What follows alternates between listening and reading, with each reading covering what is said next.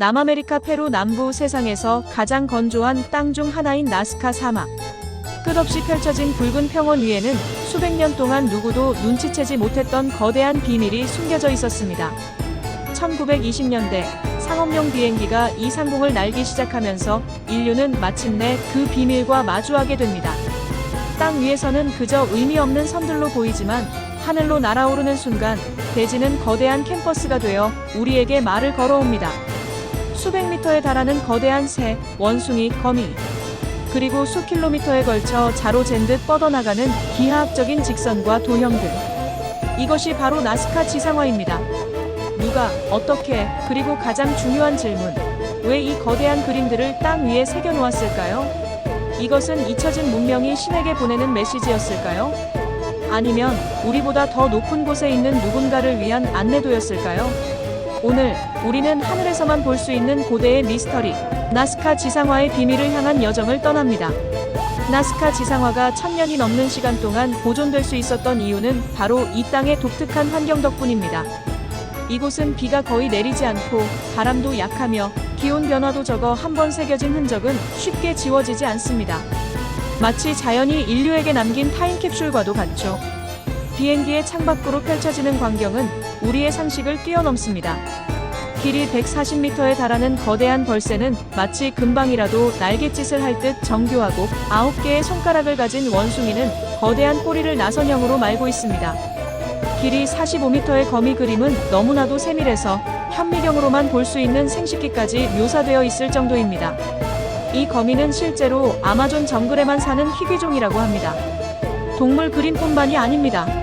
삼각형, 사다리꼴, 그리고 활주로처럼 보이는 거대한 직선들이 사막을 가로지릅니다. 어떤 선은 무려 9km에 걸쳐 한치의 오차도 없이 뻗어 있습니다. 이 모든 것을 합치면 약 450제곱킬로미터, 서울 면적의 4분의 3에 달하는 거대한 예술작품이 됩니다. 기원전 500년에서 서기 500년 사이에 번성했던 고대 나스카 문명. 그들은 대체 어떤 문명이기에 자신들은 결코 볼 수 없었던 이토록 거대한 그림을 땅 위에 남길 수 있었던 걸까요? 첫 번째 질문, 어떻게에 대한 답부터 찾아보겠습니다. 비행기도 드론도 없던 시절, 고대인들이 이토록 거대한 그림을 오차 없이 그려냈다는 것은 불가능해 보입니다. 혹시 외계인의 도움이라도 받았던 걸까요? 과학자들은 의외로 간단한 방법으로 이 미스터리를 설명합니다. 나스카 사막의 지표면은 산화철 때문에 어두운 붉은색을 띤 자갈층으로 덮여 있습니다. 하지만 그 바로 아래, 불과 10에서 15cm만 걷어내면 석회가루가 섞인 밝은 색의 흙이 나타납니다. 나스카인들은 바로 이 표면의 붉은 자갈을 걷어내는 방식으로 마치 거대한 스케치북에 그림을 그리듯 지상화를 만들었던 것입니다.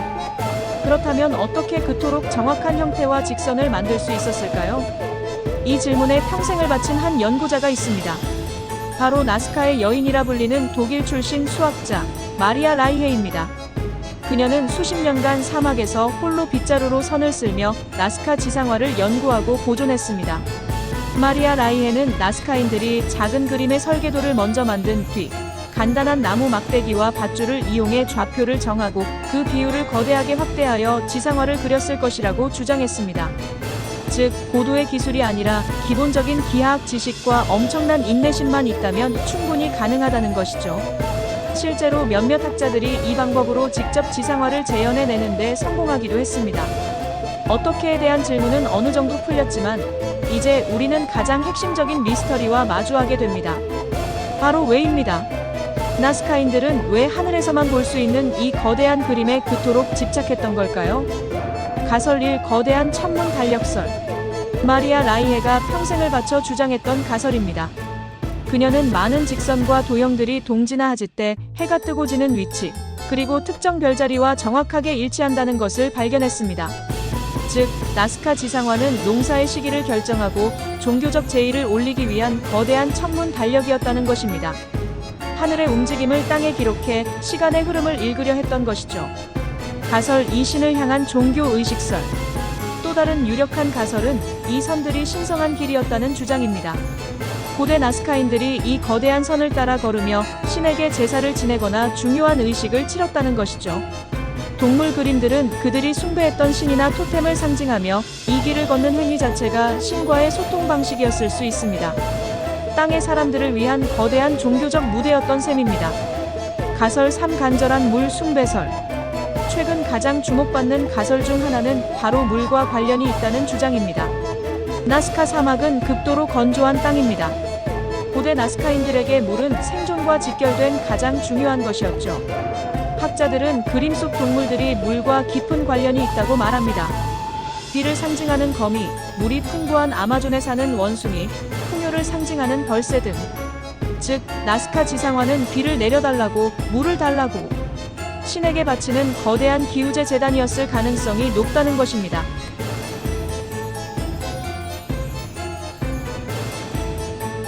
마지막 가설 외계인을 위한 착륙 유도선. 그리고 여기 나스카 지상화를 세계적인 미스터리로 만든 가장 유명하고 자극적인 가설이 있습니다.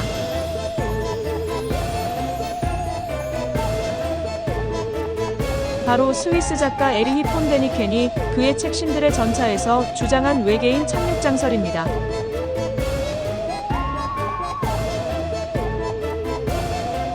그는 고대인들의 기술로는 이 거대한 그림을 만드는 것이 불가능하며 이것은 고대의 지구를 방문했던 외계 우주선의 착륙 유도선이자 활주로였다고 주장했습니다.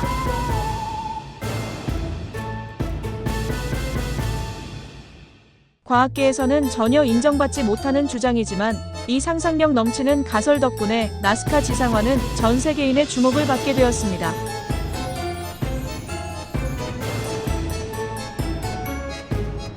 천문달력 신성한 길, 물을 향한 기원, 혹은 외계인을 위한 메시지. 과연 어느 것이 진실일까요? 아마 진실은 이 모든 것이 복합적으로 얽혀 있을지도 모릅니다.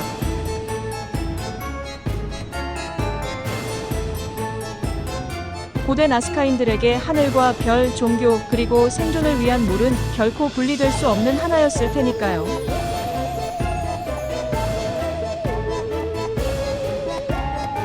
한 가지 확실한 것은 나스카 지상화는 잊혀진 문명이 하늘을 향해 그리고 시간을 넘어 우리에게 던지는 거대한 질문이라는 점입니다.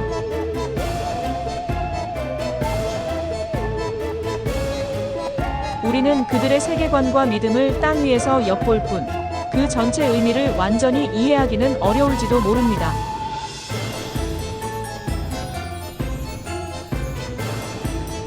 하지만 그래서 나스카 지상화는 더욱 신비롭고 위대하게 다가옵니다.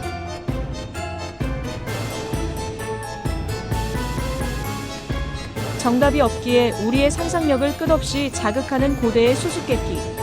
페루의 사막은 오늘도 하늘을 향해 조용히 자신의 비밀을 품고 있습니다.